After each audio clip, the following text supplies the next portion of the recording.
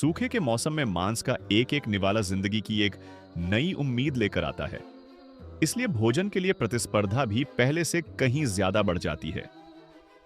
इस समय कुछ जंगली कुत्तों ने इन दो शेरनियों को चारों ओर से घेर लिया था। हालांकि उन्हें भी यकीन नहीं था कि वे दोनों शेरनियों का सामना कर पाएंगे, इसलिए वे हमला करने से हिचकिचा रहे थे। लेकिन जैसे जैसे समय बीतता गया, वहां और भी जंगली कुत्ते पहुंचने लगे। उनकी संख्या बढ़ने के साथ उनका हौसला भी बढ़ गया। शेरनियों ने उन्हें डराकर भगाने की कोशिश की, लेकिन वे ज्यादा कुछ नहीं कर पाईं। भूख ने इन जंगली कुत्तों को बेहद आक्रामक बना दिया था।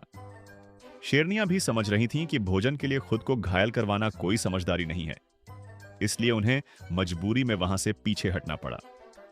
इस इलाके में शेरों का दबदबा कायम था।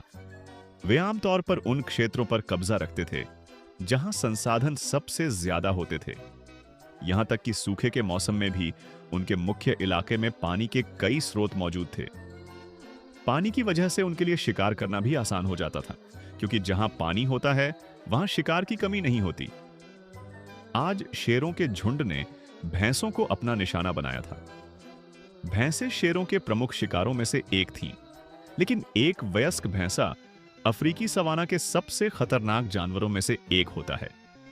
उनका स्वभाव बेहद आक्रामक होता है और उनके मजबूत नुकीले सींग किसी भी शिकारी के लिए जानलेवा साबित हो सकते हैं।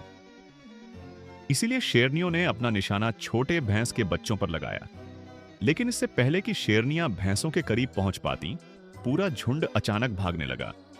दरअसल अफ्रीकी जंगली कुत्ते भी भैंसों का शिकार करने की कोशिश कर रहे थे। आकार में छोटे होने के बावजूद ये कुत्ते बेहद संगठित और एकजुट होकर शिकार करते हैं। उन्होंने बिना किसी को पता चले भैंसों के झुंड को शेरों की दिशा में खदेड़ दिया। शेरनियों ने जैसे ही मौका देखा, वे तुरंत आगे बढ़ीं। कुछ ही देर में झुंड से पीछे रह गया एक